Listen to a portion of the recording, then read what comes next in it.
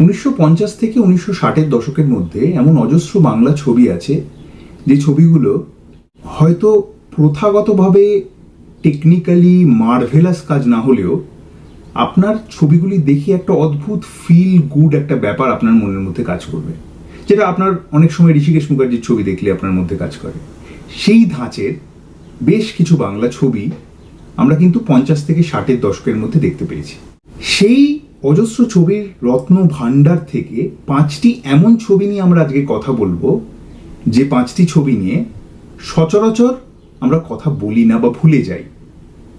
তো আজকে আমাদের সিনেলোচনার 18 নম্বর এপিসোডে 5টি অনালোচিত ছবি, যে ছবিগুলো বাংলা ছবিকে একটা ফিল গুড ব্যাপার দিতে সক্ষম।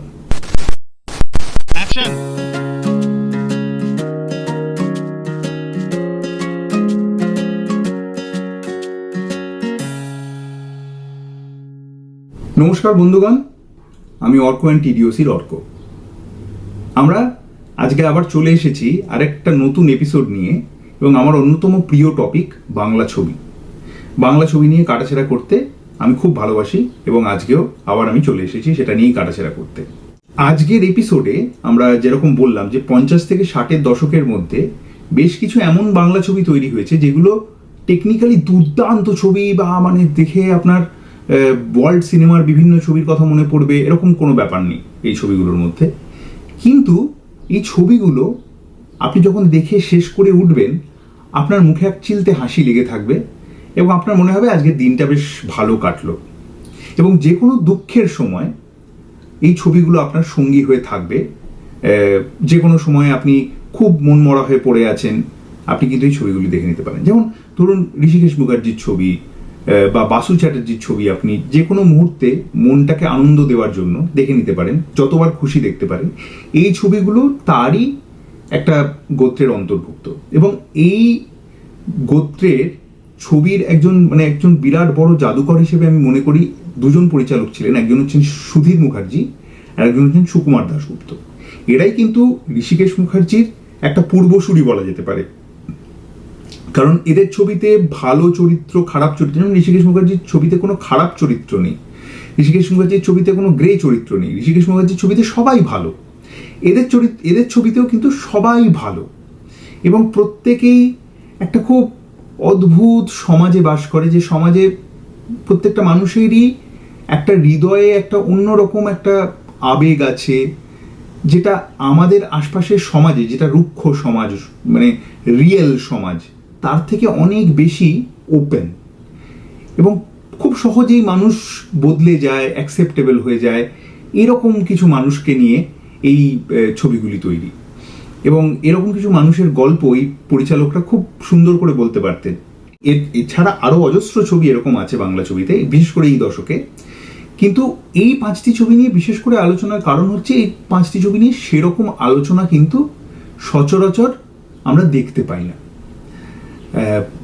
মানে খুব বেশি হলে এই ছবিগুলির ইউটিউব কমেন্ট সেকশানে আপনি বেশ কিছু দেখতে পাবেন, অসাধারণ, দারুণ, খুব সুন্দর, এরকম দেখতে পাবেন। বাট একটা সূক্ষ্ম আলোচনা, একটা কেন এই ছবিগুলো দেখা উচিত তার একটা আলোচনা, পর্যালোচনা, সেরকম কিন্তু অ্যাজ সাচ হয় না।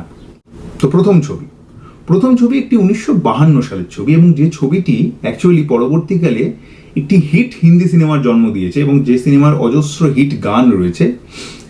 সেই হিন্দি সিনেমাটার নাম হচ্ছে পড়োসান। এবং এই যে বাংলা ছবি, এই বাংলা ছবিটির নাম হচ্ছে পাশের বাড়ি, এবং এখানে অভিনয় করেছেন সত্য বন্দ্যোপাধ্যায় এবং সাবিত্রী চ্যাটার্জি, এবং অজস্র আরও লোকজন আছে, তুলসী চক্রবর্তী আছে, ভানু বন্দ্যোপাধ্যায় আছে, এবং it is a huge casting and a great casting. এই ছবিটাতে যে ভানু বন্দ্যোপাধ্যায় যে চরিত্রটা, সেটা অ্যাকচুয়ালি মেহমুদ যে চরিত্রটাতে অভিনয় করেছিলেন, গানের শিক্ষক, সেই চরিত্রটা আমাদের ভানু বন্দ্যোপাধ্যায় করেছিলেন, এবং সুনীল দত্তের চরিত্রটা করেছিলেন সত্য বন্দ্যোপাধ্যায়, যিনি পরবর্তীকালে অজস্র ছবিতে ভিলেন এবং সাইড ক্যারেক্টারের চরিত্রে অভিনয় করেছেন। আপনার মনে থাকবে নায়কে উনি WWWW বলে একটা একটা সাধুর চরিত্রে অভিনয় করেছিলেন। তো সেরকমই একটি প্রোটাগনিস্ট যে কমেডিটা জেনারেট করছে, যে সে অ্যাকচুয়ালি গান গাইতে পারে না, এবং তাকে তার বন্ধু, যার গালের গলা ভালো, সে হেল্প করছে সামনের বাড়ির মেয়েটাকে ইমপ্রেস করতে। It's a very simple story. এবং আমরা জানি এই ছবিটা অজস্রবার রিমেক হয়েছে। এই ছবিটা মূলত একটি বাংলা ছোট গল্প থেকে নেওয়া, এবং সেটার অনবদ্য একটা অ্যাডাপ্টেশন করে যেভাবে ছবিটাকে তৈরি করেছেন পরিচালক, জাস্ট ভাবা যায় না। এবং পুরো ছবিটি আপনারা চাইলেই ইউটিউবে পেয়ে যাবেন। একটা পার্টিকুলার সিনের কথা আমি বলে পরের ছবিতে চলে যাব। সেটা হচ্ছে যে সিনটা আর কি হিন্দি সিনেমাতে আমাদের সবার মনে রাখার মতো একটা সিন, সেটা হচ্ছে এক চতুর নার করকে শৃঙ্গার, যে গানটা আছে, সেই গানটার একটা ভার্সন এখানে রয়েছে। মানে সেই গানটার ধাঁচে ওই যে সিনটা তৈরি হয়েছে, সেই সিনটা এখানে সুরকার ছিলেন সলিল চৌধুরী। এবং তিনি কি করেছেন, তার একটা গান আছে, কোনো এক গায়ের বধুর কথা তোমায় শোনাই শোনো, রূপকথা নয় শোনায়। তো ওই গানটাকে ভানু বন্দ্যোপাধ্যায় প্রথমে গাইছেন, তারপর পাশের বাড়ি থেকে আরেকজন অন্য স্কেলে গাইছেন, তারপর ইনি তার থেকে ওপরে স্কেলে গাইছেন, তারপর ইনি তার থেকে ওপরে স্কেলে গাইছেন, যেটা চাতুরানারের একদম শেষে গিয়ে করছে এক চাতুরানার করকে শৃঙ্গার করে, যখন কিশোর কুমার আর মান্নাদের ওই ডুয়োটা হচ্ছে এবং একটা পয়েন্টের পর গিয়ে মান্নাদে গলা ছেড়ে দিচ্ছে এবং তারপর কিশোর কুমার তার উপরে গানটা গাইছে। তো এখানেও সেই স্কেলটা চেঞ্জ হতে হতে হতে হতে হতে একটা পয়েন্টের পর গিয়ে ভানু বন্দ্যোপাধ্যায়ের চরিত্রটা হাল ছেড়ে দিচ্ছে এবং তার গলা তার উপর যাচ্ছে না।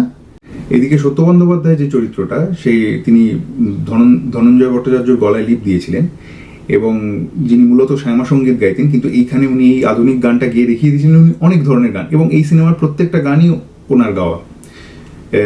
ঝির ঝির ঝির বড়সা বলে একটা গান আছে, দুর্দান্ত গান।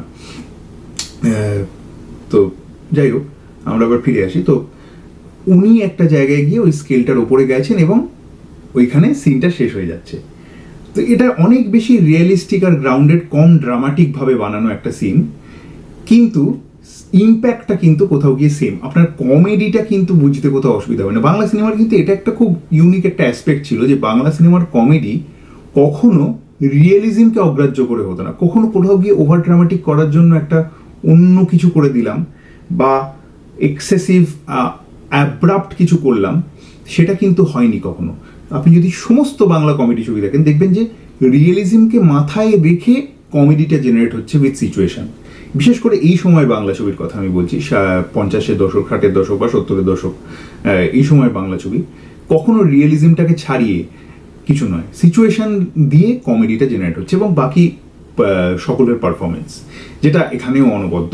এবং সাবিত্রী চট্টোপাধ্যায়ের একটা ইউনিক কোয়ালিটি হচ্ছে ওনার পারফেক্ট কমিক টাইমিং। অত ভালো কমিক টাইমিং বাংলা ইন্ডাস্ট্রিতে আর কোনো মহিলা অভিনেত্রীর নেই, কারুর নেই, নট আ সিঙ্গেল অভিনেত্রী। তো উনি অনবদ্য কমিক টাইমিং দিয়ে প্রত্যেকটা ছবিতে অভিনয় করেছেন, এখানেও তাই। তো অবশ্যই আপনারা দেখুন পাশের বাড়ি। এরপর ঠিক 2 বছর পরে আমরা চলে আসছি আরেকটা ছবিতে, যে ছবিটা অ্যাকচুয়ালি উত্তম কুমার এবং সুচিত্রা সেনের যে জুটিটা, সেই জুটিটার একটা প্রথম দিকের ছবি বলা যেতে পারে। আপনারা ভাবছেন আমি 74-এর কথা বলছি, বাট না, এই ছবিটা সিমিলার একটা জায়গা থেকেই তৈরি। একটা দুটো বাড়ির একটা কমোশন, একটি বাঙাল বাড়ি, একটি ঘটি বাড়ি, এবং তার একটা কমোশন। প্রেমেন্দ্র মিত্র অসাধারণ একটা গল্প লিখেছিলেন এবং প্রেমেন্দ্র মিত্র সেই গল্প থেকে অ্যাডাপ্ট করে তৈরি হয়েছিল সুকুমার দাশগুপ্ত ওরা থাকে ওধারে। এখানে বলে রাখা ভালো, আগের যে ছবিটি পাশের বাড়ি, সেই পাশের বাড়ির পরিচালক ছিলেন সুধীর মুখার্জি এবং এই ছবিটির পরিচালক হচ্ছেন সুকুমার দাশগুপ্ত। তো এরাই হচ্ছে এই যে ফিল গুড ছবির একটা, মানে ঋষিকেশ মুখার্জির যে সময়, তার একটা পূর্বসূরি বলা যায়।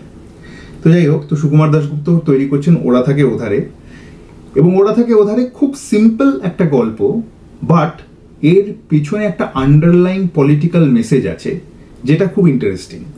মানে এই যে রিফিউজি চলে আসা, বাংলাদেশ থেকে চলে আসা রিফিউজি, তার সঙ্গে এই জায়গার যে মানে লোকজন, মানে পশ্চিমবঙ্গবাসী যাদেরকে আমরা ঘটি বলি, এবং বাংলাদেশ থেকে চলে আসা রিফিউজি যাদেরকে আমরা বাঙাল বলি, তো এই বাঙাল ঘটির একটা চিরকালীন দ্বন্দ্ব সেইটা রয়েছে।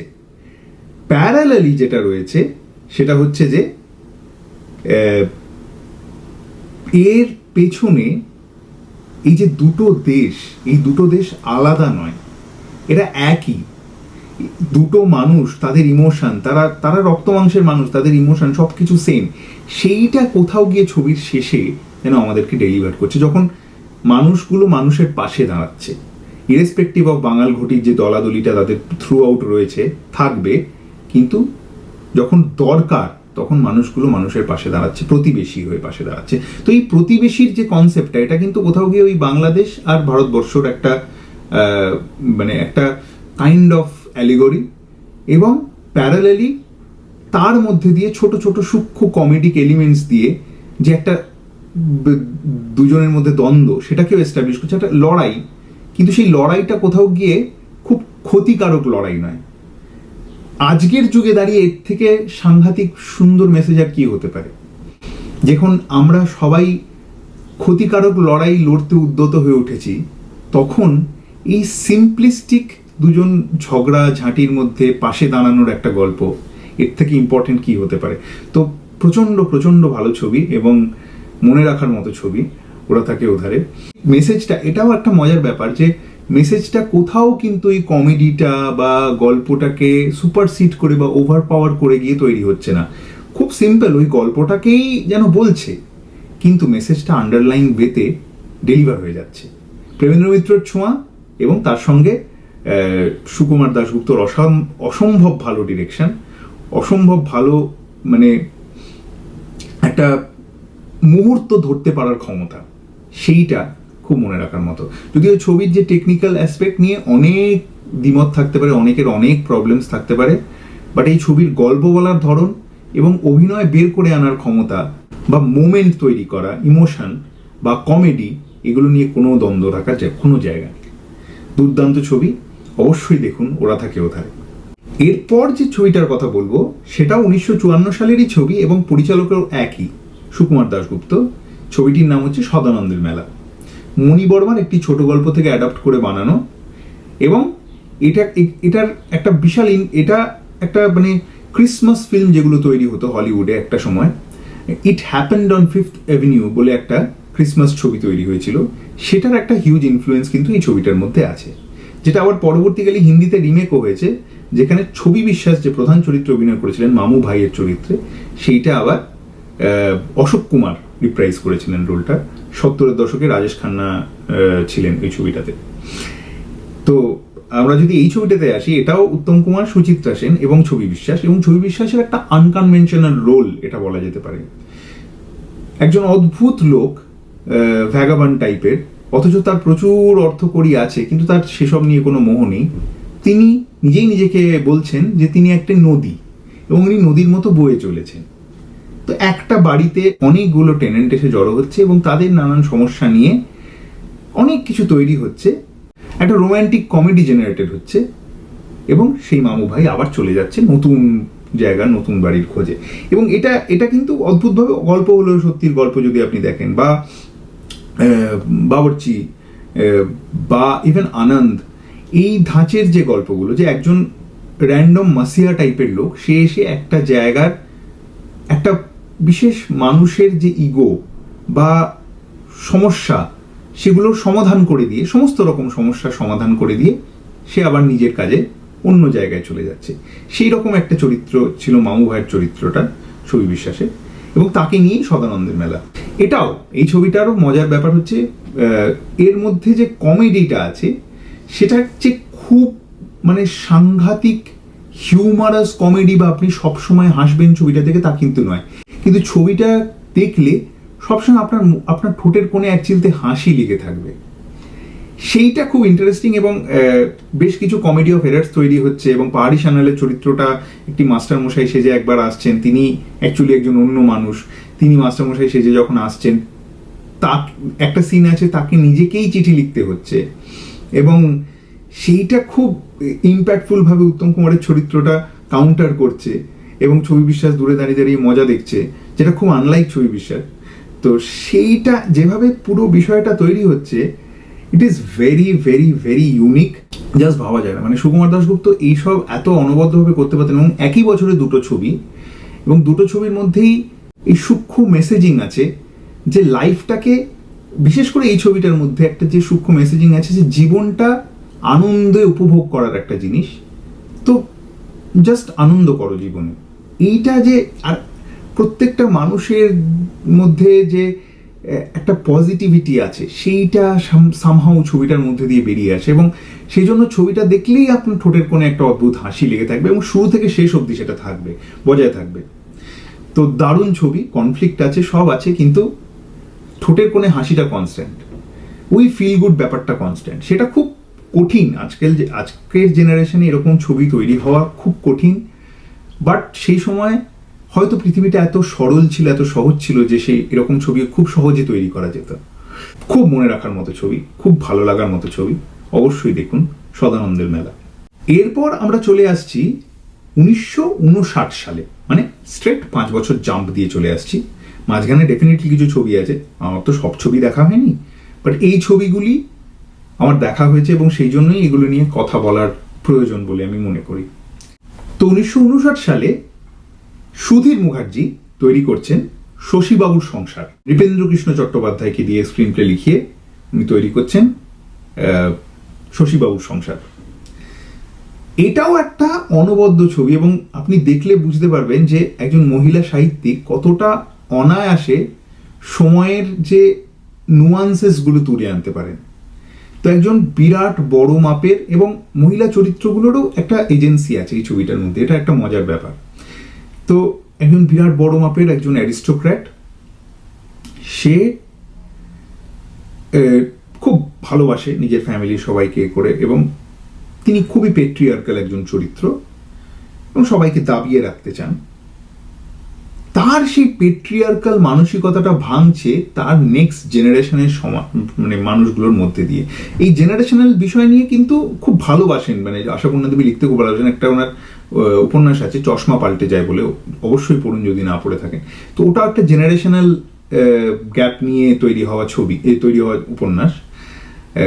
এই ছবিটাও সেই জেনারেশনাল গ্যাপ নিয়েই তৈরি হওয়া এবং নতুন জেনারেশন কিভাবে আগের জেনারেশনের মানুষদের যে ইগোটা সেটাকে ক্ল্যাশ করে দিচ্ছে, ভেঙে দিচ্ছে, এবং একটা মানুষের ইগোটা ক্রমাগত ভাঙতে ভাঙতে যাচ্ছে কিভাবে, সেইটা নিয়ে এই ছবিটার সবচেয়ে ইউনিক পয়েন্ট হচ্ছে এই ছবিটার সংলাপ অনবদ্য এবং পারফরমেন্স দুর্দান্ত। এবং যেভাবে একটা ছোট্ট সিনে চাকর, মনিব এবং সেই বাড়ির যে মহিলা যিনি কর্ত্রী, তার সঙ্গে চাকরের কি অ্যাসোসিয়েশন এবং মনিবের সাথে চাকরের অ্যাসোসিয়েশন, তিনজনের যে একটা অদ্ভুত একটা ট্রায়াঙ্গেল, সেটা এত সুন্দরভাবে থ্রু সংলাপ ডেলিভার হয়েছে, জাস্ট অকল্পনীয়। এবং এই রকম সংলাপ একটা কমার্শিয়াল ছবিতে আপনি লাস্ট কবে দেখেছেন, আপনি রিসেন্ট মানে লাস্ট 10 বছরে আপনি রিসেন্টলি কবে দেখেছেন আপনি মনে করতে পারবেন না। এত অনায়াসে এত সুন্দরভাবে এখনো এই রেলিভেন্সটা তৈরি হচ্ছে মানে সংলাপের মধ্যে দিয়ে, জাস্ট ভাবা যায় না। আরেকটা দৃশ্য আছে এই ছবিটা যেটা আমাকে খুব হন্ট করেছিল, যে একজন বয়স্ক মানুষ তিনি মাঠে যান, তার বন্ধুরা আসেন এবং প্রতিবারই তিনি মাঠে গিয়ে দেখেন একটা একটা করে লোক কমে যাচ্ছে তার আশপাশ থেকে।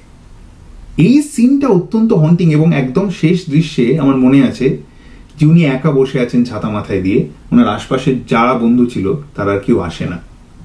এই যে ফিয়ার অফ লুজিং, এই যে ফিয়ার অফ গোয়িং অ্যাওয়ে, এটাই কিন্তু মানুষটার ইগোটাকে কোথাও গিয়ে ভাঙতে হেল্প করছে, তাকে নতুন জিনিস অ্যাডাপ্ট করতে হেল্প করছে।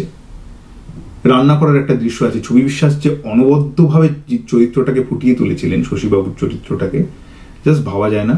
এবং এখানেও সাবিত্রী চট্টোপাধ্যায়, বাহারি সান্যাল, বসন্ত চৌধুরী, প্রত্যেকে, অনুপ কুমার, প্রত্যেকে অনবদ্য, প্রত্যেকে, ইচ অ্যান্ড এভরি ওয়ান, প্রত্যেকটা চরিত্র এত সুন্দরভাবে এস্টাবলিশ হতে গেছে।